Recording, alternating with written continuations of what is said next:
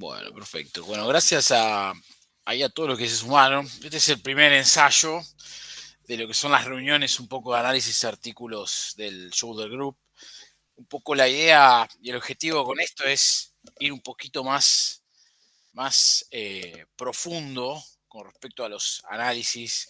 A ver, uno a veces puede hacer un análisis de la información y cuestionar más la cuestión de contenido, ¿no? Pero más allá del contenido hay que ver si ese contenido fue generado de una buena forma. Entonces, un poco el objetivo de hoy es, vamos a tratar de hacer un análisis de contenido, pero también un poco de la parte metodológica, ¿sí? Y que nos sirva a todos como un ejercicio de lectura, es decir, para cuando tengamos que leer algo, nada, llevarnos formas de analizar, llevarnos formas de criticar, formas de entender. Van a ver que todo el mundo lee y entiende diferente y que también alguien puede entender algo de dos formas distintas. Un poco lo que vamos a intentar es hacer un análisis y discutirlo, por lo cual siéntense libres de hablar y esa es un poco la idea, de hablar, discutir y que podamos hacerlo nada, de una forma divertida, ¿sí? Así que nada. Bueno, le contaba, elegí este artículo un poco porque es un ensayo clínico, son artículos bastante cuadrados para discutir la metodología y también porque es un artículo bastante nuevo que salió hace unos días, donde justamente habla en pacientes que tienen dolor de hombro, qué es lo que pasa agregando al tratamiento habitual una intervención como es el concepto Mulligan, ¿sí? Entonces, ¿qué es un poco lo que hacemos con esto? Es intentar hacer un análisis de todo lo que estamos encontrándonos acá adentro. ¿Todos pudieron leer el artículo? Sí. Bien. ¿Alguno tuvo alguna percepción así generalística que le gustaría comentar antes de arrancar? Generalística, es más conceptual.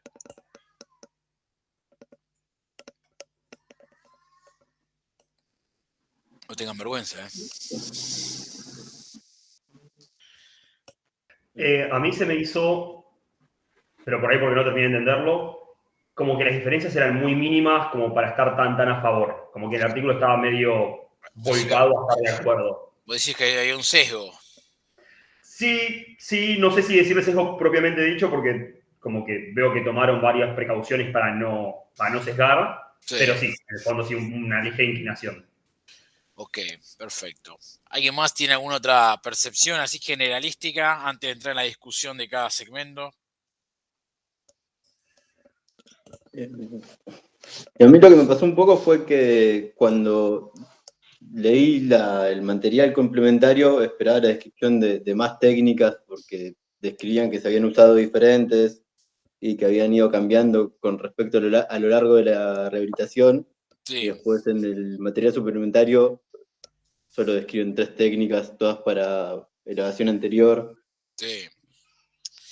Bien, eso vamos a hablar un poco por la parte técnica, que eso es lo que dificulta la cuestión técnica y conceptual, es lo que dificulta un poco lo que hicieron en el estudio. Porque ellos, por ejemplo, te hablan, vos te fijas la intervención, te dice movilización con movimiento, que es una técnica del concepto Mulligan, pero no está utilizado como el concepto Mulligan. Después vamos a ir un poco más profundo en eso. Bueno, vamos a arrancar un poco con la parte de, vamos a arrancar un poco con la parte de entender un poco la cosa, ¿sí? Esta es la forma que yo habitualmente veo un trabajo, no es la única forma. Ustedes seguramente pueden ir de principio a fin, otros de atrás para adelante. Esta es la forma que yo lo hago y me encantaría que en las próximas reuniones alguien presente un artículo y diga cómo lo hace, pero me pareció mucho más, antes que hacer una presentación en PowerPoint, mostrarles directo desde lo que hago acá. Bien, este es un programa que imagino que todos lo conocen, pero es el Mendeley. El Mendeley es básicamente un referenciador. Uno va cargando los artículos ahí y la ventaja que tiene es que cuando están escribiendo y tienen que volcar las referencias, al ponerlo con el referenciador, cuando borran una referencia rápidamente el texto se reordena solo y no tienen que hacerlo individualmente. Bien, lo primero que uno hace siempre es empezar a ver el título, y el título qué es lo que te lleva. Y yo veo rápidamente en el título que tiene un título que habla de una población, que habla personas con dolor de hombro, que habla de la movilización con movimiento, que es una intervención junto con el ejercicio, pone que mejora y pone cuál es la variable principal, que es la función y dolor. Me está mostrando que lo está comparando contra algo que es contra una movilización YAM. Y acá, obviamente, no lo aclara, pero es una movilización YAM con ejercicio que acá lo está mencionando. Y obviamente en el título siempre tiene que estar el tipo de artículo, el tipo de archivo, o sea, qué diseño de estudio tiene. Si no fuese así, básicamente el título debería estar mal. Por ende, es una cuestión importante encontrarla acá. Si quieren ver los autores, para mencionar algo, Toby Hall es uno de los autores del último libro de Maligan. Es un libro bastante actualizado, un libro interesante, lindo, tiene buenas gráficas. Yo creo que muchas veces lo citan como un colaborador para ver acá. Pego una leída siempre al resumen, a ver qué nos encontramos. Y rápidamente empiezo a bajar para ver lo que es la estructura. A mí no me gusta arrancar leyendo la introducción, a mí me gusta arrancar leyendo lo que es la parte no modificable. ¿Qué es esto? Imagínense que ustedes fuesen revisores de una revista y reciben el artículo. Para ver si ese artículo es adecuado para la revista, ustedes muchas veces pueden darle sugerencias al autor. Ahora, ¿qué es lo que pasa? Lo que pasa básicamente es que nosotros podemos modificar una introducción, podemos sugerirle al autor modificar la introducción. Sin embargo, muchas veces no podemos modificar otras partes del texto. Entonces yo hago un salteo siempre, no arranco leyendo la introducción, directamente me voy a ir a lo que es el final de la introducción, que siempre encontramos el objetivo. Y acá me encuentro con una particularidad, ¿sí? No hay un objetivo.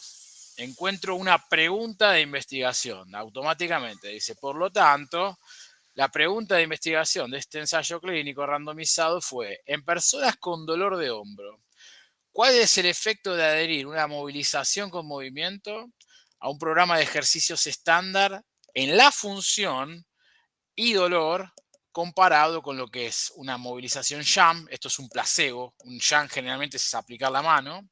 Y el mismo programa de ejercicios. Bien, a ver si alguno se anima acá a describir qué opina de esta pregunta de investigación.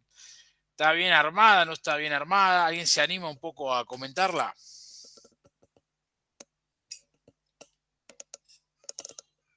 ¿O alguno tiene idea cómo se debería armar una pregunta de investigación? ¿Qué es lo que debería tener una pregunta buena? Desde donde yo lo veo, tiene la población a lo que va localizada, que es las personas con dolor de hombro, Sí. la intervención versus la intervención sobre el otro grupo. Por ahí no nos habla mucho de tiempos en los que se va a aplicar. Digamos, si fuera el objetivo, tendría que estar más detallado en cuanto a cuántas sesiones y demás, o cuánto sería la aplicación del tratamiento, creo. Bien, bien, bien, bien. Marquito está escribiendo algo muy bien acá, que él no lo dijo, pero cuando hablaba del propósito de la intervención, de la comparación, lo que él está hablando es de algo que se llama pregunta pico, ¿sí? Que es cómo se tiene que generar una pregunta de investigación y cumple muy bien ese tipo de pregunta cuando estás hablando, por ejemplo, de un ensayo clínico. ¿Por qué? La P, que es la población, que nosotros en esta pregunta dice personas con dolor de hombro, así cortita. La intervención, la I, que es el programa de adherir ejercicios, movilizaciones con movimiento a un programa de ejercicio. La comparación, que lo menciona bien, que es justamente el mismo programa de ejercicios con una movilización YAM, ¿sí? Y la O, que es el outcome, cuál es el objetivo, ¿sí?, de esa comparación, que muestra que la variable principal te está diciendo que es función y dolor. Por lo cual, desde mi punto de vista, esta pregunta está muy bien armada, ¿eh? Para un ensayo clínico. Para otro tipo de estudios es un poco más difícil porque por ahí no estamos comparando con nadie. Por ejemplo, si estamos hablando de un estudio prospectivo, por decir algo. Si estuviésemos hablando, por ejemplo, de un case report, en ese caso no podemos utilizar este modelo pico. Entonces, está muy bien hecho esto. Por ahí alguno se está preguntando, che, ¿por qué no estaba el objetivo y directamente pusieron una pregunta de investigación? Bueno, no tengo una respuesta exacta, pero sucede que muchas revistas, para ser un poco innovadores y salirse del poner el objetivo, ponen directamente la pregunta de investigación. Pero yo claramente entiendo por esta pregunta que si tengo que pensar en cuál es el objetivo, tengo que pensar en un objetivo de comparar una intervención versus otra intervención, que el diseño perfecto para eso es un ensayo clínico. ¿Estamos bien hasta acá? Ok. Lo próximo que yo hago, antes de ir a la introducción, automáticamente me voy para los resultados. Sí, es una forma rara de leer, pero esto es para ver que justamente están haciendo lo que dijeron que iban a hacer. Entonces, automáticamente en resultados yo empiezo a ver un poquito lo que es directamente la tabla 1, que la tabla 1 siempre te va a hablar de lo que son las características demográficas. O sea, hacer un ensayo clínico y no poner una tabla 1 donde comparen los dos grupos. Van a ver que tengo el grupo, por un lado, el grupo experimental y por el otro lado el grupo control, ¿sí?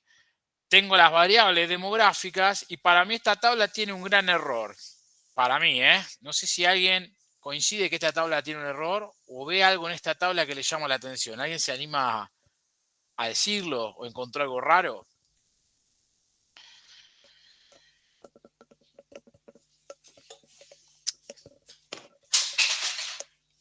Para mí Por tiene ahí, algo muy raro. Dale, dale, dale vos. Dale, Marco. esto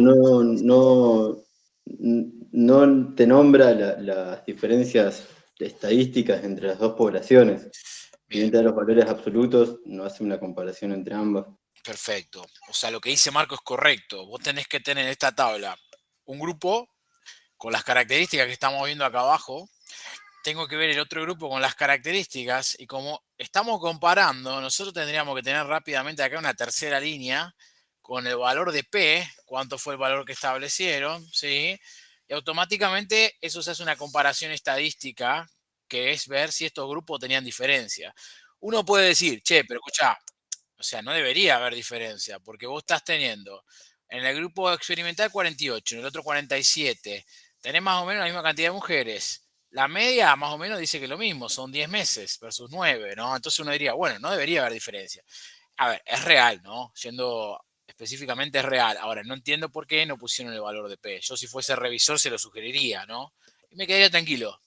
Y automáticamente es algo que no le estoy pidiendo una cosa loca para eso. Bien, entonces, para los que se van sumando, estamos haciendo la muestra y el análisis de esto. Bien, les estoy mostrando cómo es mi forma por ahí de analizarlo.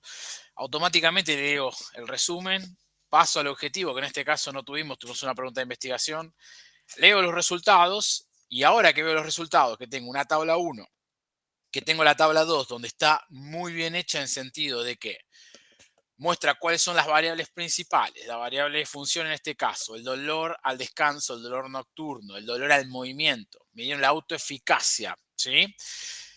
Comparan en los distintos tiempos de medición, que es el basal, a la semana 5 y a la semana 9. No me pregunten por qué pusieron semana 5 y 9. Esto es algo recontra loco, honestamente. Uno generalmente encuentra a los 3 meses, porque es la media del dolor, el tiempo de evolución en estas personas.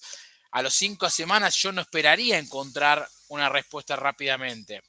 Creo que tiene que ver con el tipo de intervención que hicieron. Vemos las dos columnas con los dos grupos. Vemos unas tablas donde hicieron las comparaciones entre grupo, perdón, en el mismo grupo, en los dos tiempos, en lo que es la semana 5 versus 0, semana 9 versus 0, y acá sí tenemos en la última la comparación entre grupos. Si mal no recuerdo, tiene una tabla 3 también, que habla un poco de la variable rango de movimiento. Para mí es al pedo en esta población. Ahora voy a explicarles por qué después. Y una variable donde habla justamente de lo que es la sensación de cambio percibido, donde acá se utiliza algo que es el Global Rating of Change, que es preguntar al paciente cuánto siente el cambio en comparación a la parte inicial. Generalmente uno tiene la variable 0, 5 al lado derecho, menos 5 al lado izquierdo o 7 y 5, y se le pregunta al paciente cuánto está ahora en comparación al 0. Dependiendo cuánto sea ese Global Rating of Change, si 5 o 7, es como el paciente va calculando cuánto se va sintiendo mejor. Bien, yo dije, che, están buenos los resultados, ¿no? Hicieron una comparación, parece bien. Directamente lo que hago es, voy a ver si esto lo hicieron bien, ¿sí? Y acá paso a la metodología, que es lo que me marca si realmente este estudio tiene una buena validez interna para poder extrapolar hasta afuera. ¿Bien? ¿Todo bien hasta acá? ¿Alguien tiene alguna duda? ¿Estamos bien? No tengan vergüenza, por favor, ¿eh? ¿Podemos seguir? Bueno, vamos para adelante. Bien. Entonces, vamos a la metodología. ¿Qué es lo que dice?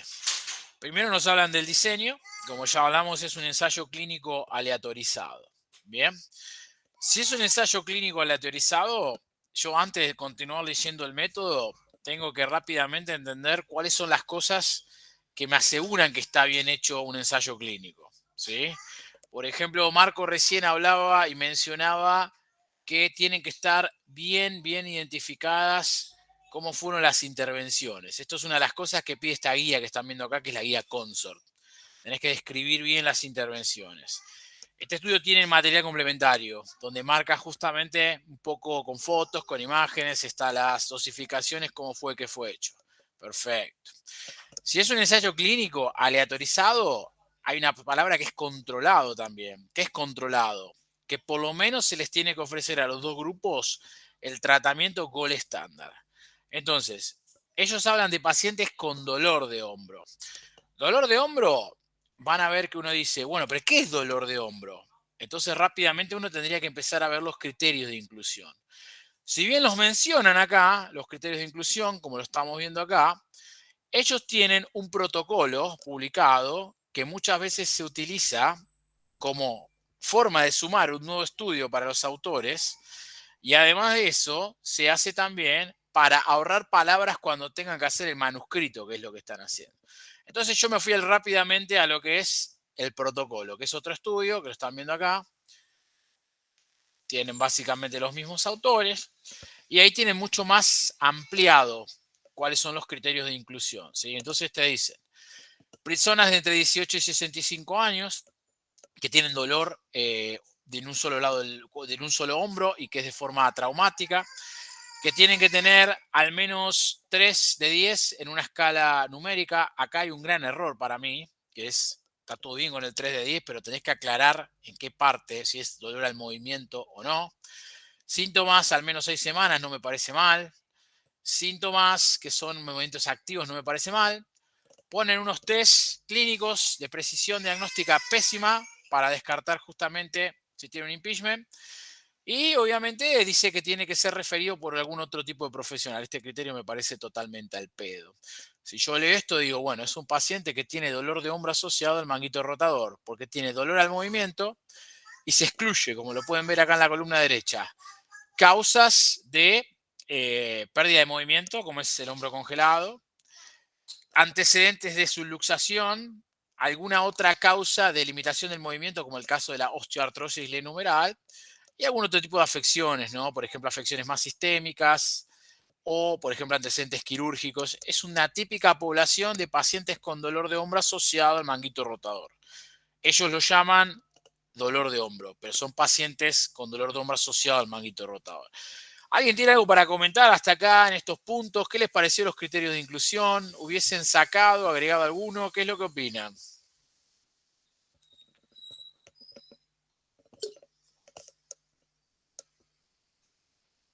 ¿Qué es lo que Esto opinan? más del conocimiento del dolor asociado al manguito rotador, Sí, pero necesariamente tiene que ser dolor al movimiento. exactamente, Luquita. ¿Por qué? Ok. Porque en realidad es así la cosa. Estás hablando, el paciente que tiene dolor de hombro, sobre todo de características bien mecánicas, es un paciente que te refiere dolor al moverlo, ¿sí? Si vos vienes un paciente y te dice, che, me duele cuando estoy sentado, es muy raro que el problema sea en el hombro, excepto que esté cursando con una irritabilidad alta, que son esos pacientes que tienen una percepción sintomática muy alta y que automáticamente no entienden nada, o excepto que tengas un paciente, por ejemplo, en condiciones más particulares. Puede ser, por ejemplo, un paciente con hombro congelado que en una fase inicial está cursando con muchos síntomas, más dolor que rigidez, dice Jeremy Lewis.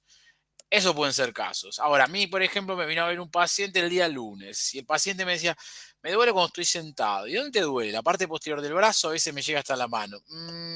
Muy raro. Claramente no tenía un dolor de hombro asociado al manguito rotador.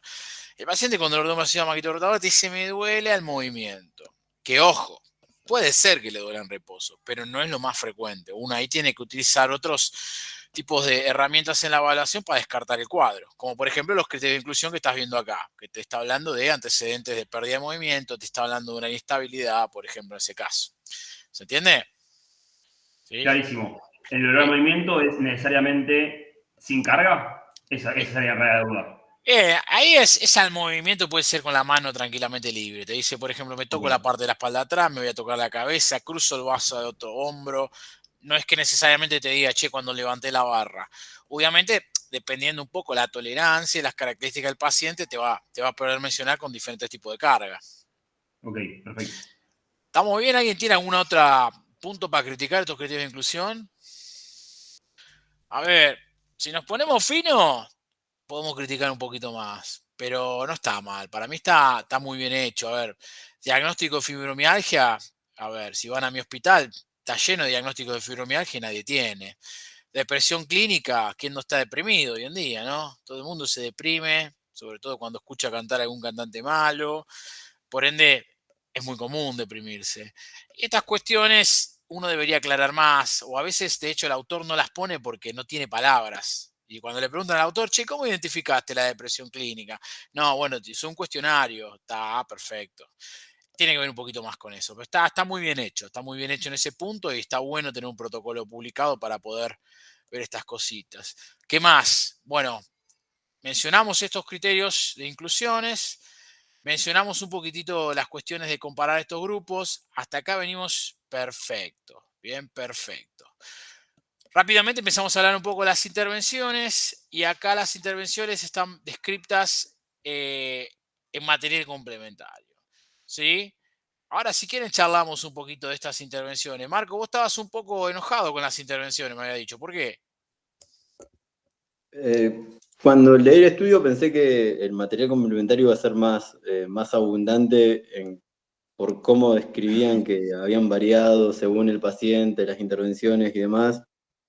Y si no me recuerdo mal, en algún lugar decía que también se podían utilizar manipulaciones para mejorar la rotación interna y después en el material complementario solo habían para... Sí, está un poco confuso eso. Esto es un problema grande de todos los ensayos clínicos. A veces no llegan a describir bien y eso es un error, ¿no? Uno puede criticarlo. Y mira, estoy leyendo el documento y no entiendo lo que hiciste. A ver, acá voy a hacer una pequeña aclaración importante. ¿Por qué esto es movilización con movimiento y no podemos decir que es un concepto Mulligan? ¿Alguno tiene experiencia por ahí en el concepto Mulligan? ¿Hizo el curso, leyó, aplica alguna técnica? ¿Alguien tiene algún tipo de ese tipo? ¿Alguien tiene experiencia de ese tipo? Si no, hago la aclaración, pero por si alguien quiere aclararlo. Yo me han enseñado, no hice el curso, pero bueno, en la red sí me han pasado algunas técnicas y ocasionalmente utilizo alguna. Bien, vamos por parte. A ver, el concepto Mulligan tiene un grupo de herramientas. La herramienta más importante es la movilización con movimiento. ¿En qué consiste? Consiste en aplicar un deslizamiento accesorio a la articulación mientras hace un movimiento activo. A ver, si yo voy a hacer una flexión, tengo dolor en flexión, es aplicar un deslizamiento pasivo, que puede ser por las manos del terapeuta, con una banda, mientras hace el movimiento activo. Buscando qué cosa? La modificación sintomática. Buscando cambiar el síntoma. ¿Por qué uno puede decir que esto es una especie de movilización con movimiento y no específicamente hablar del concepto Mulligan? Porque en sí el concepto Mulligan te dice que la maniobra tiene que generar abolición sintomática total. O sea, cuando vos terminaste de hacer las 10 movilizaciones no tiene que tener síntomas. Entonces, si esto no tiene que generar abolición total de los síntomas, ¿por qué voy a hacerlo entonces la cantidad de sesiones que ellos lo describen? Debería haber funcionado. ¿Por qué lo voy a hacer de vuelta? Eso por un lado. Después, vos podés tener un paciente que ande bien con un tipo de deslizamiento y otro paciente que no. Entonces ahí ya te empieza a hacer una variancia individual y eso en el protocolo tenés que describirlo. Como también podés tener un paciente que vos probaste todas las movilizaciones con movimiento y ninguna hizo modificación sintomática. Entonces, la realidad es que es bastante cuestionable desde el punto de vista de las intervenciones.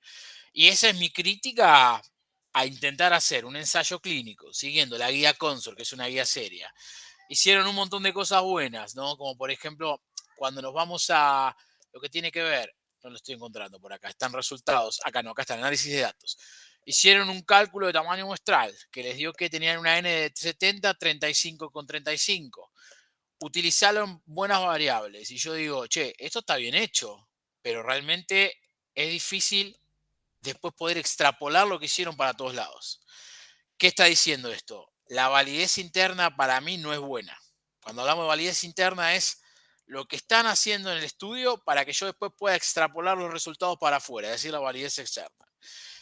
¿Por qué no está buena? Porque hay un problema de que no podés seguir siempre los mismos pasos debido a que hay pacientes que son respondedores a la maniobra y otros pacientes que no. ¿Se entiende?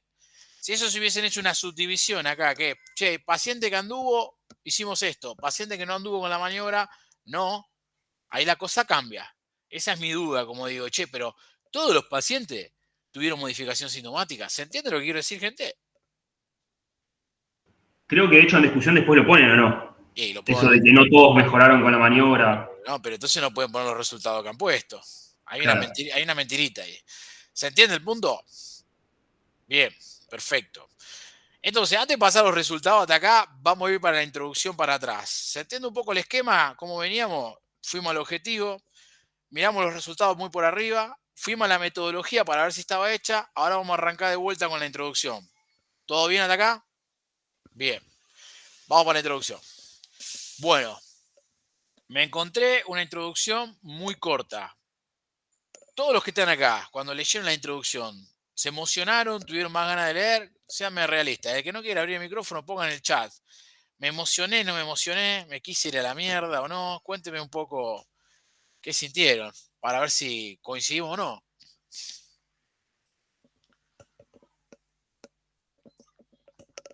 No se emocionó nadie, viejo. Pónganlo en el chat, ¿eh? Yo no me emocioné. Yo un poco tuve la necesidad de saltar a la siguiente parte. ¿Qué te pasó, Joaquín, ahí? ¿Dijiste, te emocionaste o no? No, y avancé. Te Pasé avanzaste. directamente ¿Qué no a te la gustó? pregunta. ¿O qué no te gustó? ¿Qué te desencantó? No, nada particular. Pero era una... o sea, dice nada más la información de cómo está la situación actual de los porcentajes acá de la población general que tiene la patología del hombro, la incidencia y no mucho más. Después habla un poquito de MWM y ya está, a la pregunta. Exacto. O sea, vos podés concluir que cuando No me está terminaste. vendiendo nada. ¿Eh? Exacto. O sea, terminaste de leerlo y no entendimos por qué. O sea, ¿por qué Claro, lo no hay una hicieron? presentación del problema, quizás, ¿no? Eso sería. Ese es el problema. Si yo digo, che, escuchá, terminé la introducción y no entiendo el por qué, bueno, evidentemente hay algo, ¿no? Me llamó también mucho la atención que es muy cortita, corta como pedo de uso. Súper cortita, súper cortita. Fíjense que tiene, de hecho, uno, dos, y ya rápidamente el tercer párrafo tengo lo que es la pregunta de investigación. Generalmente uno dice que una introducción corta debería tener 4 párrafos. Un párrafo que habla de datos generales, por ejemplo, en este caso el dolor de hombro. Un segundo párrafo que habla, por ejemplo, debería hablar del concepto Mulligan, por qué el concepto de Mulligan con el dolor de hombro. Uno debería hablar un tercer párrafo, la relación entre las dos cosas, es decir, qué se sabe del concepto Mulligan en el dolor de hombro. Y cuarto, deberíamos hablar justamente del vacío de información, por qué ellos están haciendo eso, ¿sí? Encontramos un poco ahí una justificación media berreta acá, fíjense desde sin embargo, dice, ninguno de los estudios tuvo un programa de ejercicio combinado con una movilización sham. Algunos estudios solo usaron la movilización con movimiento en una dirección particular, no en todas las direcciones o las posibilidades posibles. Y esto puede no reflejar, de hecho, no refleja lo que es la práctica clínica habitual, ¿no? Entonces, ellos dicen que usan una forma pragmática. Esto es algo que está muy de moda hoy. Se vende mucho la palabra pragmática. Van a ver que van a encontrar muchos estudios que dicen, esto es un estudio pragmático. ¿Qué es pragmático? Nada, es que se quiere acercar un poco a lo que ellos hacen en su práctica clínica. ¿Sí? Pero está muy vendida esta palabra. Yo a veces leo estudios que dicen pragmático y son una... Perdón, iba a decir una malas palabras. No están diciendo lo que hacen, ¿no? Realmente están mintiendo.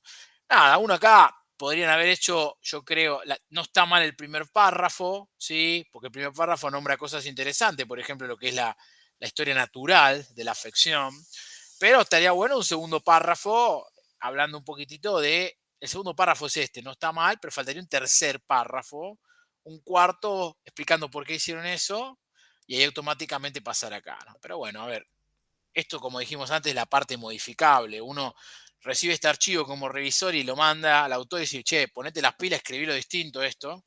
Yo me acuerdo cuando publicamos el ACES, salió en el 2019, ahí siempre digo, ahí aprendí a escribir una introducción, porque el revisor me la hizo mierda, realmente, nos mandó de vuelta el archivo y tuvimos que cambiar toda la introducción. Y yo estaba muy cansado, estresado y no tenía experiencia en este tipo de cosas.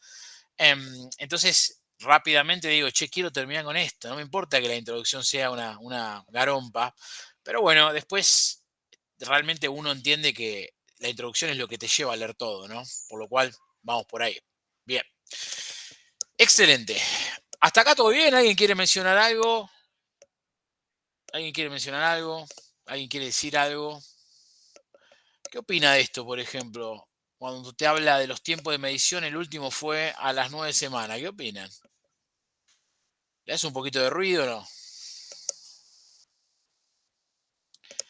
Por ejemplo, tenemos estudiantes acá, tenemos clínico, tenemos todo. Pero vos el que trata este tipo de pacientes, no le tiremos la tierra a los estudiantes, pero el que trata este tipo de pacientes, ¿cuánto tiempo más o menos tiene de resolución sintomática? ¿O cuánto tiempo le dicen al paciente, usted tiene que seguir haciendo esto? ¿Cuánto tiempo?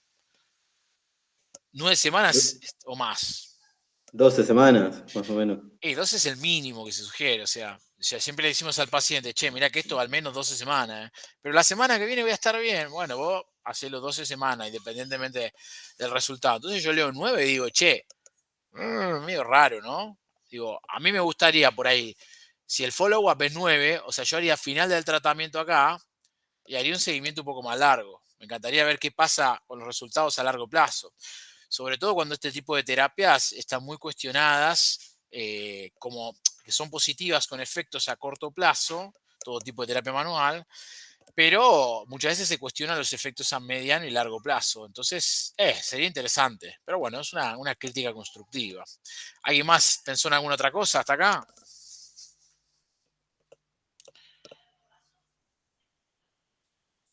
¿Todo bien?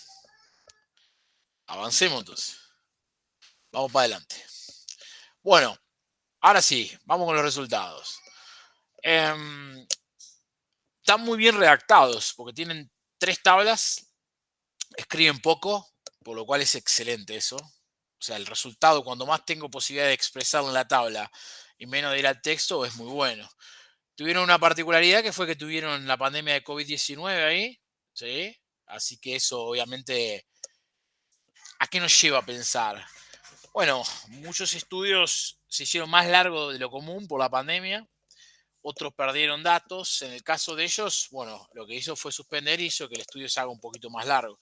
Sobre todo porque tenían que juntar 70 pacientes, que para esta población no es mucho. 70 pacientes no es mucho. Realmente, los pacientes que tienen dolor de hombro en específico, dolor de hombro asociado al magneto rotador, tienen una prevalencia alta. Y si uno compara el tamaño muestral con otros estudios, a veces habla de 180, 170, por lo cual les dio muy poco, 70 pacientes. Y encima la variable principal es el SPADI, que es la variable más usada. Aprovecho y tiro un chivo. Hicimos la validación de este estudio, ya está enviada a la Journal o Journal de la Nelbor Sargent. Estamos esperando la aprobación, está en proceso de revisión, pero bueno, Argentina va a tener ya el SPADI versión argentina. Es un estudio que surgió del hospital, hicimos la validación del ACES hace unos años, ahora vamos a tener el SPADI. Y me llama la atención que el tamaño muestral es bajo. Pero bueno, acá sepan que para hacer un cálculo de tamaño muestral hay diferentes formas. Esto hay formas mediante software, hay formas mediante, por ejemplo, en este caso, se lo vamos a leer. Cuando lo están viendo. Acá, por ejemplo, tomaron 70 participantes, hicieron un cálculo tomando una significancia del 80%, tomaron en cuenta una diferencia clínica de 10 puntos y no muestran si esto lo hicieron viendo la media de estudios previos, ¿no?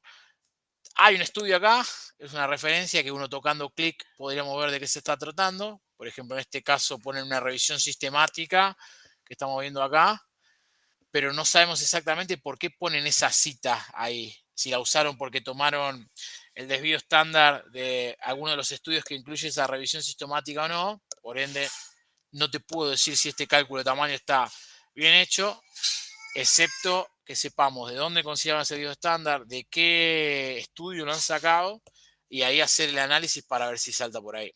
¿Se entiende lo que quiero decir, gente? ¿Estamos bien? Parece medio chino, pero tranquilos que no, ¿eh? Es algo que se practica, se entrena y se hace varias veces. Bueno, variable principal, como decíamos, rápidamente sabemos que es el SPADI. Bien, acá describe exactamente los tiempos de medición. Tenemos un flujograma donde tuvieron 196 pacientes elegibles. Se excluyeron pacientes que no tenían dolor del movimiento, pacientes que tenían causas cervicales, presencias de radiculopatías, 15 capsulitis, síntomas bilaterales o que se habían metido un glucocorticoide en los últimos 6 meses. Para mí 6 meses es un montón. No hay un glucocorticoide que te dure 6 meses. Tendrían que haber hecho tranquilamente acá 2 meses como mucho, 3 meses como mucho, pero están siendo más papistas que el papa, ¿no? Y historia de ruptura completa también es un problema. ¿Por qué? Porque si vos te fijás en la tabla 1, ellos tenían gente de 47 la media, ¿sí? Con un desvío estándar de 10, que es lo que estamos viendo acá entre paréntesis. O sea que tenían pacientes de 57. En los 57 años podemos tener pacientes con rotura completa. No es tan común, es más común con rotura parcial, con una evolución fisiológica, pero puede ser que está incluido. ¿Se entiende? Tenemos el flujograma, tenemos los tiempos de movilización. Acá explican justamente cuánto se hizo la intervención. Se hizo, por ejemplo, 2 veces por semana, los ejercicios 2 veces por semana, durante 5 semanas. El tiempo de evaluación luego del tratamiento, que fue de 5 semanas. Y el follow-up, que fue 9 semanas desde el inicio del paciente. ¿Todo bien con esto? ¿Se entendió? ¿No se entendió? Está muy claro realmente. Muestran un poco los pacientes que se han perdido. Estos pacientes se analizan igual, para eso se usa algo que se llama análisis de intención a tratar, que es un recurso estadístico, no es que se pierde. Ahora, si el paciente que entró acá, ¿sí? Que era 70, abandonó el tratamiento, es un HDP, ¿sí? Porque nos cagó. Realmente ahí ese paciente lo perdemos para el análisis y se tiene que tomar como paciente eliminado. No podemos utilizarlo para lo que es ese análisis. ¿Estamos bien? ¿Se entiende? Describimos las otras variables, siempre está bueno describir las variables, cómo los tomaron, el caso, por ejemplo, de dolor al descanso, del dolor nocturno, el dolor al movimiento, en estos casos, cómo evaluaron la autoeficacia. Ellos utilizan un cuestionario que no está validado para la población argentina, pero es un cuestionario muy bueno. ¿Por qué evalúan la autoeficacia? Por ahí para el que no lo entiende del otro lado. Hay un estudio muy bueno que fue Raquel Chester. ¿Qué fue lo que hizo Raquel Chester? Raquel Chester básicamente evaluó cuáles eran los factores clínicos que condicionaban la evolución de esos pacientes con dolor de hombro. Y lo que ellos vieron fue que los pacientes que tenían más expectativa de cambio y mejor autoeficacia tenían una evolución más positiva. A partir de ese estudio, los estudios más pro evalúan la autoeficacia. Obviamente, por ejemplo, nosotros terminamos un ensayo clínico hace poco. No pudimos incluir esta variable porque no tenemos el cuestionario validado, pero es algo que se hace habitualmente. El rango activo de movimiento, muestran cómo lo evaluaron y ya automáticamente, acá tenemos lo que les hablaba, que era el Global Rating of Change. El cegamiento, ¿sí? En estos casos, explican justamente que el cegamiento fue hecho con un entrenamiento específico en el grupo experimental. Habla un poco de lo que es los efectos de lado, le dicen, contando un poquito qué es lo que sucedió, y ya automáticamente podemos ir a ver las tablas. Hablamos hoy de la tabla 1. La tabla 2, ¿sí? Vamos a ver un poquito más lenta en este momento, se lo voy a ampliar para que se vea un poquito mejor. A ver, tabla 2, claramente está muy bien hecha, es bastante sencillo en estos casos. Nosotros tenemos los grupos, un grupo experimental, tengo un grupo que hizo el tratamiento conservador, ¿no? El control. Y tenemos la N de cuántos son en esos casos. ¿sí? Tenemos cuánto es el porcentaje de la variable en el SPADI. Acá les marcan cuántos son los puntajes. De 0 pero al 100 el mejor, ¿no? No, perdón, al revés en estos casos. O sea, cuando más cerca del 100 es peor y cuando más cerca del 0 es mejor en el SPADI. Fíjense que nosotros vamos teniendo mejoras en ambos grupos, si lo ven así. Vamos a ver el SPADI. Tenemos el experimental, a la semana 0 tenía 59. A la semana 5 tiene 21. ¿Sí? Y a la semana 9 tiene 19. Pero no solo es en el grupo experimental el que recibió la movilización de Mulligan. También fue en el grupo control, que tenía la maniobra jam de Mulligan, la apoyaban la mano. Tuvo 56, mejoró a la semana 5, 33. Y también mejoró a lo que es justamente, empeoró un poquito. No, mejoró, perdón. Estaba en 33 y pasó a 25. ¿Sí? Hacen las diferencias, los análisis entre grupo a la semana 5. O sea, comparan semana 5 versus 0 en ambos grupos. ¿Quién tuvo más mejora? Por ejemplo, ellos lo que dicen y lo que se agarran es que en la semana 5 el grupo experimental tuvo mejor mejora en el SPADI que el grupo control. ¿Sí? Esto es lo que decías Lucas, soy vos. Y se agarran de que en la semana 9 el grupo experimental tuvo mejores mejoras que el grupo control. Eso es lo que ellos dicen, che, es mejor hacer adherir una movilización de Mulligan al programa de ejercicios porque la mejoría fue mejor. ¿Sí? Eso es lo que dice. Y después hacen una comparación de grupos, a ver cómo fue. Esto para mí está bastante confuso de ver, ¿no? Porque acá estás haciendo experimental menos el control. No están poniendo en ningún momento cuál fue el valor de significancia estadística. Si yo leo esta parte, esta tabla, así como la están viendo, tengo muchas dudas, honestamente. ¿Alguien tiene dudas? ¿Quedó con dudas con esto? ¿Qué fue lo que pensó cuando leyó la tabla? Y me faltaba un valor P que más o menos me oriente. A ver, sí, Ahí. ¿no? Uno lo que puede pasar a veces es que no te alcance la tabla o que la tabla es muy grande, pero te tendrían que haber puesto en el texto, por lo menos. ¿Cómo fue el valor? Porque en la otra, ¿No? Es un perdón. poco el... No, la de Sí, población era por ahí un poco dale, más dale, fácil dale. porque los números eran muy similares, pero acá ya son números mucho más complejos. Exacto. Pero ¿les quedó un poco más claro cómo es el comportamiento de la tabla con la comparación ahí, viendo las diferencias? Cuando estamos hablando, por ejemplo, del dolor al descanso, acá tenemos que ver también, tiene que disminuir, ¿no? El experimental tuvo 3,1, semana 5 bajó a 1, bien. Y la semana 9 estuvo en 1. Si ustedes se fijan cuánto es el cambio clínico mínimamente detectable, se toma 3. Y vos fijate cuánto fue el desvío estándar en la semana 5. 1,5, pero tenés un desvío estándar de 1,7. ¿Cuánto es 1,5 más 1,7? 3,2, casi igual de basal. Es una mierda. O sea, muy discutible. ¿Me siguen? También porque, a ver, el dolor nocturno siempre es bajo en estos casos. Si te vas al movimiento, ahí sí podemos encontrar cosas más interesantes. Mira, tenés 6,1, ¿sí? Y un desvío estándar de 1,5 basal, ¿no? Ya la semana 5 este grupo está en 2, con un desvío estándar de 1,2. Llega a 3, es la mitad. O sea, fue un cambio fuerte en el dolor al movimiento, si lo ves así. Pero nos falta la significancia estadística. ¿Perfecto hasta acá? Bien, excelente. Paso directo, misma situación cuando hablamos de las diferentes variables en el rango de movimiento. Tengo la situación en la tabla 5, estamos hablando un poco de Global Rating of Change. Global Rating of Change, para quien no lo conoce, se le dice al paciente cuánto usted considera que está con su condición clínica en relación a su primera consulta o al tiempo que ustedes crean. Se pone el 0 como el estado basal. De un lado, valores positivos hasta más 5, más 7 en este caso, como lo están viendo acá. Y de un lado, valores negativos hasta menos 7, que son cada vez peor para el lado negativo. Para el lado positivo es mucho mejor. Entonces se le pregunta al paciente, ¿cómo está usted ahora en relación a su primera consulta? El paciente dice totalmente recuperado. Ese valor es 7, que es el extremo.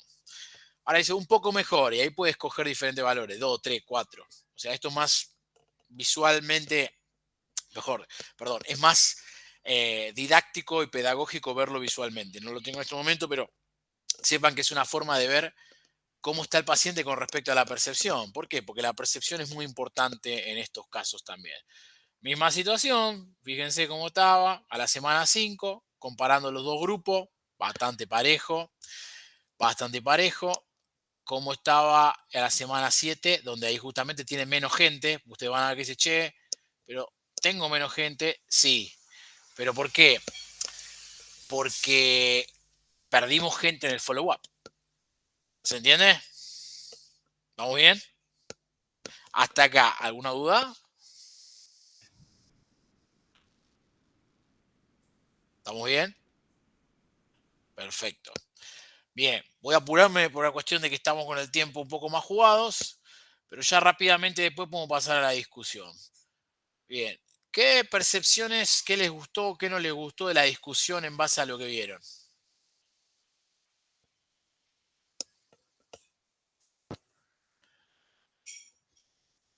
A mí no me gustan las discusiones, che. Me gusta discutir, pero no me gustan las discusiones, sobre todo porque hay mil formas de hacerlas diferentes.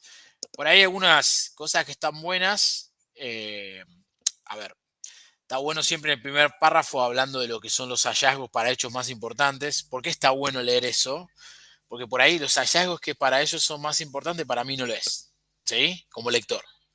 Entonces te dice, en participantes con atraumático crónico, rotator cuff related pain, acá ya nos cambiaron el término, no dicen shoulder pain.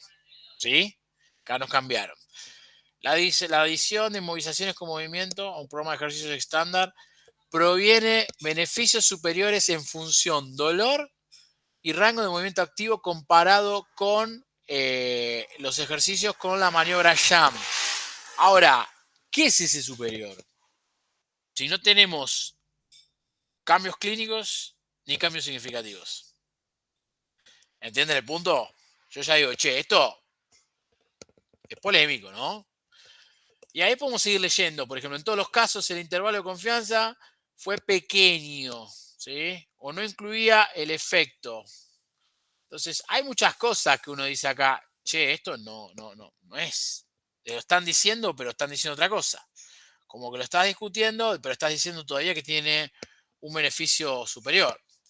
Pero bueno, está lindo entender un poco lo que ellos creen ahí con respecto a esas cuestiones. Por ejemplo, ellos defienden en el párrafo que le sigue, donde estoy mostrando acá, lo que es que utilizar un abordaje pragmático. El abordaje pragmático es, si querés hacer pragmático y querés hacer Mulligan pragmático, lo que tenés que saber es que cuando el paciente no tiene dolor o no tiene dolor de movimiento, no puedes hacer más la maniobra. ¿Entendés?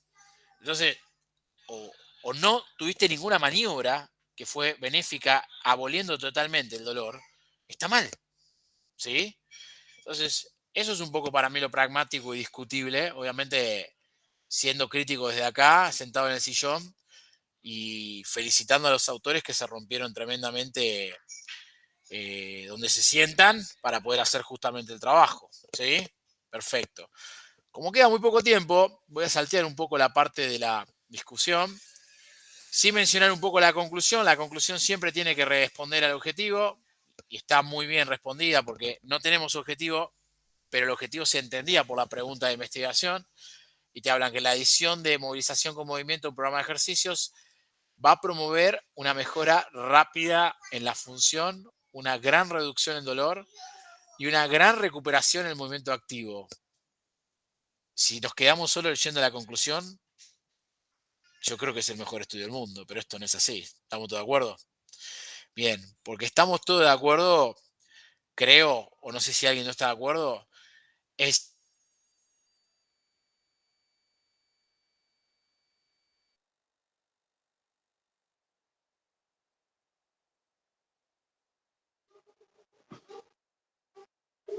Ahí volví, ¿no? ¿Me están escuchando? ¿Cuál fue la última palabra, Lucas? No sé si te fuiste vos o me fui yo. Porque estamos Ah, todos fui de yo, no, fui yo. acuerdo y ahí se Ahí me está, equivocó. perfecto. No, ¿por qué? Le decía, ¿por qué es importante no quedarte con la conclusión? Porque si no hacemos el ejercicio que hicimos recién, ir viendo cada parte y te quedas exclusivamente con la conclusión y los resultados, fíjense cuántas cosas son cuestionables. Y todavía podríamos hacer muchísimo más críticos de muchas cosas, ¿no? Pero bueno, en esto consiste un poco la ciencia, es en producir información que sea lo mejor metodológicamente posible. Ahora, yo no puedo rápidamente mañana al paciente que tiene dolor de hombro ir y meterle una maniobra de Mulligan porque le digo que va a tener una recuperación mayor en el dolor, va a tener una recuperación más rápida y va a recuperar mejor su rango de movimiento activo, porque eso es una mentira, ¿está? Eso es un poco el ejercicio que quería promoverles en lo que vimos hoy. Bien. Nada, los escucho, percepciones, cosas que tengan para decir. Por favor, los estoy escuchando. ¿Les sirvió este tipo de actividad? ¿No les sirvió? ¿Les parece interesante, no interesante? A mí puntualmente esto me sirve porque todavía estoy arrancando a ver cómo leer. Yo leo de orden lineal por una cuestión de falta de conocimiento, entonces agarro introducción, leo toda la introducción y es mi introducción al tema. O sea, ahí empiezo a saber del tema que estoy leyendo. Por lo menos hasta que esté más curtido. Así que esto del análisis me va aceitando bastante. Este ida y vuelta es una forma, Luquitas. Vos vas a ver que si hablas con otra persona, lee totalmente diferente. Yo te mostré por ahí la forma que uso. Y sobre todo lo uso muchas veces para optimizar el tiempo. Porque a veces es complejo. Y bueno, de esa forma encontrarle la vuelta. Bien, ¿alguien más que quiera contar un poco sus percepciones? ¿Qué le pareció el tipo de actividad? Ahí dice Nicolás, a mí me pasa lo mismo, me doy cuenta que quizás pierdo mucha información al ser lineal. Bueno, prueben este tipo de formas, no son las únicas. Obviamente, a ver, este tipo de estudio permite esto. Si vos por ahí, ejemplo, estás leyendo, no sé, un case report, y yo si tengo que leer un case report, que justamente el objetivo que tiene es describir el tratamiento, ahí lo que hago es, me voy directo a ver las intervenciones, que es lo que a mí me interesa, ver lo novedoso, o a la descripción, por ejemplo, del caso, qué tiene novedoso. Pero bueno, esto porque este estudio no lo permite, ¿no? Eso es un poco lo que pasa. Che, bueno, yo tenía que salir. Nada, después si quieren pongan en el grupo un poco qué les pareció ahí, si este tipo de actividades va. Y bueno, algunos tipos de actividades, un poco el objetivo que tenía individualmente con esto era poder ayudarlos un poco, no ayudarlos, simplemente generar un espacio, a algunos lo va a ayudar, a otros no lo va a ayudar, para tratar de discutir artículos y que esto también lo pueda hacer todos los que forman parte de ese grupo, el que quiera presentar un artículo o el que no entendió algo del artículo y quieran que un día nos juntemos y lo discutamos entre todos y charlamos y lo leemos. Es un buen ejercicio pedagógico y nos sirve a todos para ir progresando. Así que bueno, gracias por su tiempo y después veremos cuando nos juntamos de vuelta. De una. Bien, gracias ahí a vos, Muchas Facundo, gracias a todos, gracias a todos los que están ahí. Y Muchas gracias, Pablo. que tengan muy buenas noches. Un abrazo. Chau, chau. Buenas noches. Chao. Abrazo.